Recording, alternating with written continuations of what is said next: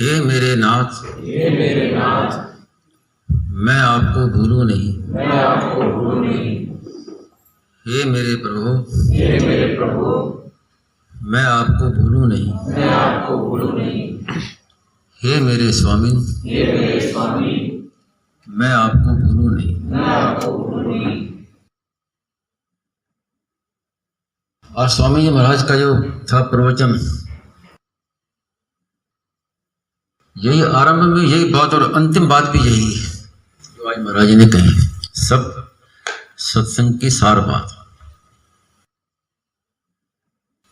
आरंभ में स्वामी जी महाराज ने उद्देश्य की बात कही कि सबसे पहला काम क्या है कि अपना उद्देश्य बनाना। और वास्तव में उद्देश्य बनाया नहीं जाता, उद्देश्य तो पहले बना हुआ है, उसको पहचानना है।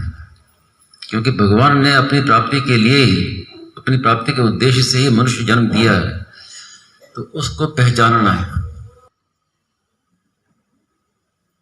इसमें एक मार्मिक बात है कि जैसे किसी ने उद्देश्य बनाया कि मुझे बद्रीनाथ जाना है, अभी वो गया नहीं है, अपने घर बैठा है, लेकिन उद्देश्य बना लिया मुझे जाना है। इससे क्या हुआ? उद्देश्य बनते ही उसका बद्रीनाथ से संबंध जुड़ गया। ये खास बात है, उद्देश्य बनते ही संबंध जुड़ गया। ऐसे ही साधक जब उद्देश्य बना लेता है कि मुझे भगवान की प्राप्ति करनी है, तो भगवान के साथ उसका संबंध जुड़ गया, और संबंध जुड़ गया तो काम पूरा हो गया। अब आप थोड़ा ध्यान देकर सुने, बड़ी मार्मिक बात है। स्वामी जी महाराज ने कई बार कहा भी है कि जब उद्देश्य बन गया कि मुझे बद्रीनाथ जाना है और वहां से चल पड़ा, तो रास्ते में कहीं उसकी मृत्यु हो गई, पहुंचा नहीं वो बद्रीनाथ के रास्ते में मर गया वो, तो उसका कल्याण हो जाएगा। क्यों? कि उसका संबंध जो है वो बद्रीनाथ से जुड़ा हुआ है। अब वो संबंध उसका कल्याण करेगा। और एक व्यक्ति ने बद्रीनाथ का चला गया, दर्शन कर लिए, अब वापस घर की ओर आ रहा है। अब उसका उद्देश्य क्या है कि मुझे घर जाना है, वो मर गया तो उसका कल्याण नहीं होगा, क्योंकि उसका उद्देश्य अब घर जाने का हो गया। दर्शन कर लिया वो तो अलग बात है, लेकिन जब वापस आ रहा है, ये दृष्टांत है, ये दार्ष्टान्त नहीं है, दृष्टांत दे रहा हूं। तो उसका उद्देश्य क्या है कि घर जाना है। तो सांसारिक उद्देश्य होते ही संसार से हमारा संबंध जुड़ गया, और वो हो गया पतन का काम है। तो ये एक मार्मिक बात है कि जब हमने उद्देश्य बना लिया, तो उद्देश्य के स्पष्टीकरण महाराज जी ने बड़े विचित्र ढंग से कहा है कि मैं भगवान को हूं, भगवान मेरे। ये है उद्देश्य। मैं भगवान का हो गया, भगवान मेरे, तो ये उद्देश्य बन गया। अब वो संबंध जो जुड़ गया भगवान के साथ में, अब कुछ बाकी नहीं रहा उसका, वास्तव में कुछ करना बाकी नहीं रहा उसका। अब वो साधन करे, कुछ भी करे, लेकिन वो उद्देश्य जुड़ गया। अब वो उद्देश्य उसका कल्याण करेगा। मैं भगवान का हूं, भगवान मेरे हैं। इसमें इतनी विचित्र बात है कि ममैव अंशो जीव लोके जीव भूतः सनातन है। भगवान ने कहा है कि जीव मेरा ही सनातन अंश है। रामायण में भी आए, ईश्वर अंश जीव अविनाशी। तो ये भगवान का अंश है सदा से, तो भगवान का ही है। केवल जो भगवान को भूल के संसार को अपना मान लिया, उस भूल को मिटाना है और अपने भगवान के संबंध को पहचानना है। तो भगवान का जो संबंध है, ये अंश है, भगवान का अंश, ये अनादि है, इसका आदि नहीं है। सदा से भगवान ममे वाशु जीव लोके जीव भूता सनातना। और मनुष्य मिला बाद में। ये बहुत मार्मिक बात है, विशेष ध्यान देने योग्य बात है कि मनुष्य तो बाद में मिला और अंश है भगवान का पहले से, सदा से। और मनुष्य जन्म मिलने के बाद फिर उसका जो कर्तव्य क्या हुआ, गीता में विस्तार से बताया है कि ब्राह्मण, क्षत्रिय, वैश्य, शूद्र। अब किसी ने ब्राह्मण के घर में जन्म लिया है, उसका तो ब्राह्मण का धर्म है, वो उसका धर्म हो गया। क्षत्रिय के कुल में जन्म लिया है तो छात्र धर्म का पालन करना उसका धर्म है। और स्वे स्वे कर्मणि भीरता संसिद्धि में लभते न रहा, अपने अपने कर्तव्य का, धर्म का पालन करना, ये भगवान की आज्ञा है। तो ये तो है धर्म। और अंत में भगवान कहते हैं सर्वधर्मान परित्यज्य मामेकम शरणम व्रज। बड़ी विचित्र बात है। तो क्या हुआ कि एक हुआ धर्म, एक हुआ परम धर्म। रामायण में है ना, सिर धरे आए करे तुम्हारा, परम धर्म ये नाथ हमारा है। भगवान की आज्ञा माना ये परम धर्म। तो एक हुआ धर्म, धर्म में परिवर्तन हो सकता है, लेकिन परम धर्म सदा एक ही रहता है, उसमें कभी परिवर्तन नहीं होता।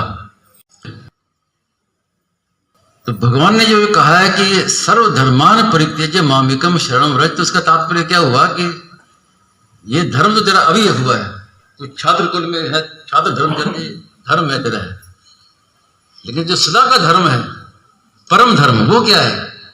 वो मामेकम शरणम व्रज, ये परम धर्म है। तो धर्म को छोड़ के परम धर्म को अपना। उसके बाद अर्जुन ने कहा कि नष्टो मोह स्मृति लब्धा करिष्ये वचनम तव। तो शरणागति क्या है? ये परम धर्म है। और वही बात महाराज ने आज कही ना अंतिम में की, सक्रदेव प्रपन्नाय त्वास्मित च याचिते। एक बार कह दिया कि हे भगवान मैं आपका हूं, तो फिर भगवान उसे छोड़ते नहीं है, क्योंकि एक ही बार कहा जाता है। स्वीकृति एक ही बार होती है, दो बार नहीं होती। एक बार कह दिया कि मैं हे नाथ मैं आपका हूं, अब दोबारा क्या कहेगा? अगर दोबारा कहेगा तो पहला वाला रद्दी हो गया। ऋषिकेश में स्वामी महाराज ने कहा कि आप हे नाथ मैं आपको हूं, हे नाथ मैं आपको, एक माला जप कर लो 108 बार, लेकिन बाद में वो सब रद्दी हो जाएगा। बात तो एक ही रहेगी, वो अंत में जो कहेगा वही काम आएगा। और फिर यहां तक कह दिए कि अगर आपको संतोष नहीं होता, मन में संतोष नहीं होता, तो मेरी ओर से चलो एक माला जप कर लो आप, हे नाथ मैं आपको, हे नाथ। वास्तव में ये स्वीकृति एक ही बार होती है। आप 100 बार जप करोगे, 1000 बार जप करोगे, तो आखिर में एक ही बार स्वीकृति होगी। तो स्वीकृति तो एक ही बार होती है कि हे नाथ मैं आपका हूं, मैं भगवान का हूं, भगवान मेरी, एक ही बार स्वीकृति। लेकिन करना क्या है उसके बाद में? वो जो कहा ना कि हे नाथ मैं आपको भूलूं नहीं। अब केवल पुकारना है बस, हे नाथ हे मेरे नाथ, ये पुकारना है। और इस पुकार ये कोई मामूली चीज नहीं है। इस पर आपको अगर जानना हो, इसमें ये इसका रहस्य जानना हो, तो हे नाथ मैं आपको भूलूं नहीं छोटी सी पुस्तिका है, गीता प्रकाशन से छपी है, इसको आप जरूर पढ़ें।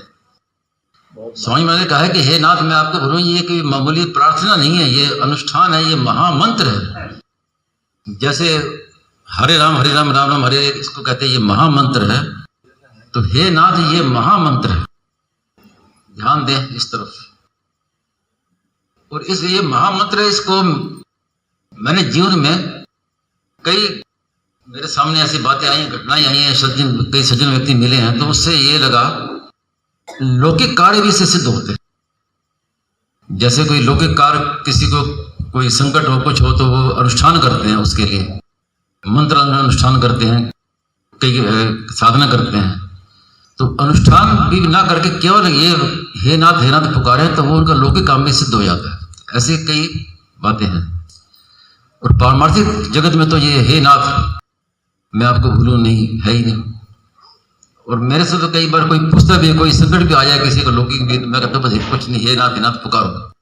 अनुष्ठान बहुत है, अनुष्ठान हनुमान चालीसा का अनुष्ठान है, कई अनुष्ठान है, लेकिन कुछ नहीं, हे नाथ पुकारने से ही वो काम हो जाता है।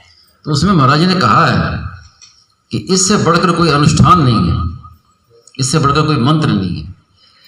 हाँ, लौकिक परलौकिक सब कार्य सिद्ध करने वाला हे नाथ पुकारो, बस हे नाथ पुकारो। और यहां तक कहा है कि आप कुछ दिन करके तो देखो, थोड़ी देर में कहो कि हे नाथ मैं आपको भूलूं नहीं, आप ऐसे कहते रहो, तो आपको पता भी नहीं चलेगा कि आप कब संत बन गए। इतनी विलक्षणता, जीवन परिवर्तन हो जाएगा उसका।